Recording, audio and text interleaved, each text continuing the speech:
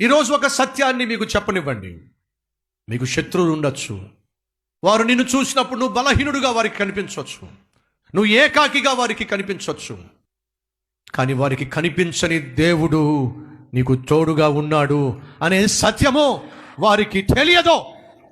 నువ్వు ధైర్యంగా నీ శత్రువును ఎదుర్కొన్నప్పుడు నా దేవుడు నీ పక్షమున పోరాడి నీకంటే శక్తి కలవారిని, నీకంటే బలము కలవారిని నీ కళ్ళ ఎదుటే నా దేవుడు ఓడించి నీకు విజయాన్ని ఇవ్వడానికి సిద్ధంగా ఉన్నాడు. భయపడవద్దు.